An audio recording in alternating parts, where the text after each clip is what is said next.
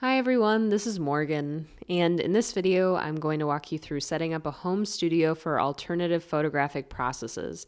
I'll walk through each of our core processes first and talk about what can be done from home versus in the lab at school. Lumens can be exposed at home. They can be transported back to campus in a light-tight container for potential fixing.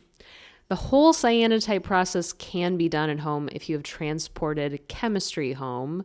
You also can pick and choose which parts of the process you do from home with cyanotype pretty darn easily. The same is true of Van Dyke. The one caveat is if you don't want a dump fixer down your drain, you could potentially save that stage for school. For Holga, you obviously are able to shoot wherever you'd like. You will need to develop the film at school. It's up to you at that point whether you choose to scan and edit digitally or make a darkroom print. Gel medium transfer prints can be done completely from home, and lith prints are the only process that needs to be done completely in the analog lab. So I'm walking you through all of these to say there are huge benefits to setting up a home studio. Even if you're not able to do everything I mentioned in this video at home, at the very least, being able to do some of your coursework from home will allow you to maximize your use of class time and your access to facilities at school. So here's how you can walk around your house and assess it for spaces to do alt process work. First, you're going to want to find a coding space. Ideally, you'll want one that's more dim than the one I use in the demo. I used a brighter space just for clarity, but a dim space. I also use newsprint here to protect my table since I actually care about this table. You'll also want to find a washing space. So some chemicals can be washed outside. That's what I do in the cyanotype demo. Others need to be washed inside just because the chemicals are too dangerous to just go into the water table. In an ideal universe, you would have access to a utility sink, which is just great because there's no food that you could be contaminating there. But in a pinch, a clean, washed out sink that you clean out thoroughly after alt process use can also work. Next, you'll want to look for a space that is a dark drying space where you can lay newly coated paper flat to dry. So I use my basement here. This is a drying screen. In a pinch, I've used window screens to do this, but you can also just lay coated paper on a table and leave it in a dark space. It's nice if you can have a fan circulating in that room, but it's not strictly necessary. It's important that it's flat when it dries, just because then the chemistry doesn't drip off. It may be helpful to also have a separate drying space for finished prints. So here, at this point, I'm not worried about the chemistry falling off. I'm just hanging this on a clothesline again in my basement. I've hung them outside. I've seen people pin prints to hangers and just hang them in a closet. Any of these work. At this point, the print is not light sensitive, so you have a lot more options here. It's also great to do it this way so you're not contaminating your nice new prints that you just finished with stray chemistry. Alternatively, you could just thoroughly clean your dark drying space after every print goes through. So now that space has been considered, I want to talk about two of the elements.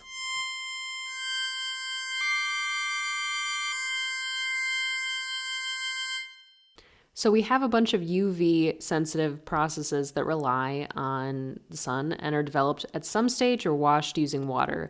So at this point, we're going to go back to thinking about your space in a way and wonder, is your water hard or soft? That might not be a question you know the answer to, but I would check with someone who might.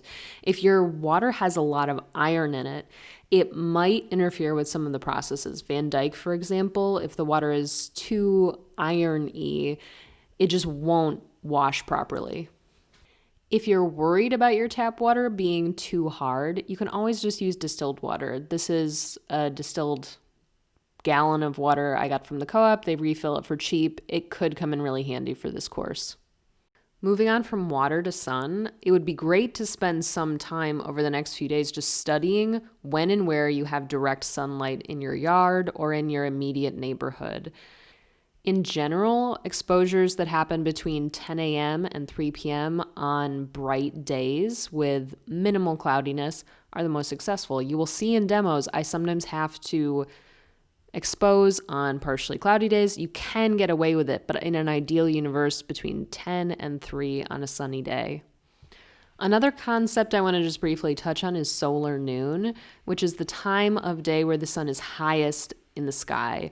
So this actually changes throughout the year for us in Wisconsin. Solar noon in September is close to 1 p.m., and by December it'll be close to noon. So the closer you are to that time, as long as it's a sunny day, the more consistent your exposures will be and the stronger the UV light will be. So aiming for solar noon is always great. A great thing to try to find is a spot in your yard or, again, immediate vicinity, or maybe rooftop if it's a flat rooftop, where you have good sun exposure between 10 and 3, but especially between 11 and 2. That's kind of our sweet spot. So it's very likely that you're looking around your home and you're thinking, okay, one of these categories or a couple of these categories, I just can't meet. My home just doesn't have this.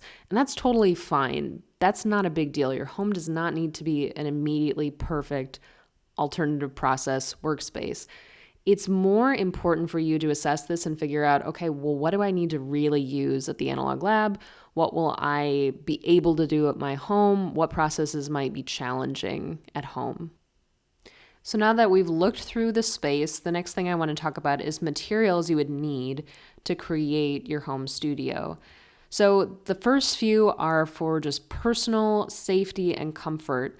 The big one that most people have right now is gloves, disposable gloves, so you do not get chemistry that is in some cases toxic on your hands. Similarly, it's great to have a not for cooking apron, that's an important descriptor, or a t-shirt or a smock or whatever that you wear over your clothes, so if you get cyanotype chemistry on them, you're not going to ruin your life. You also want a darkroom tray, and it's up to you to buy this, so you can pick the size.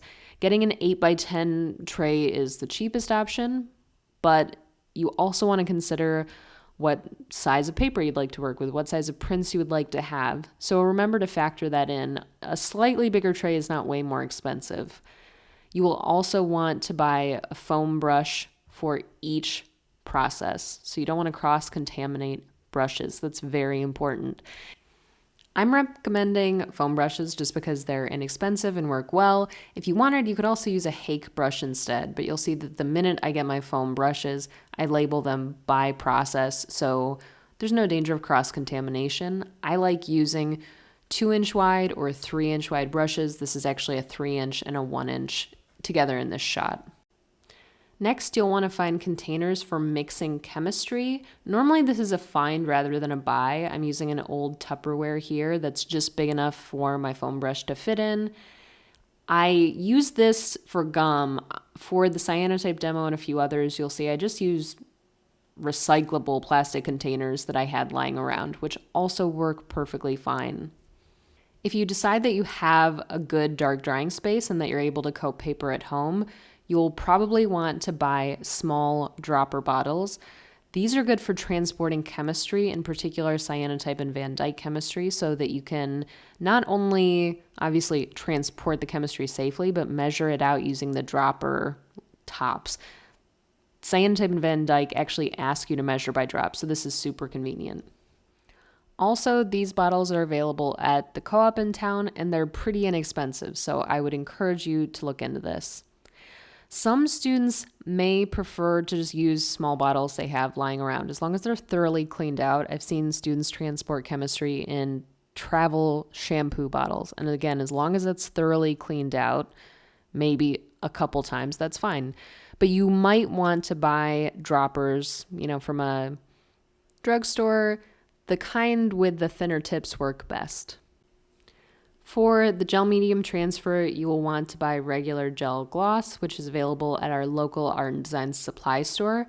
You'll also want to locate a piece of wood or even just watercolor paper to transfer onto. It's up to you where you find this. There are a bunch of other things you could get. One that I'll just show you quickly is hydrogen peroxide, which can be useful in the cyanotype process. But this is the basic stuff. You could do so much coursework if you just have access to these things.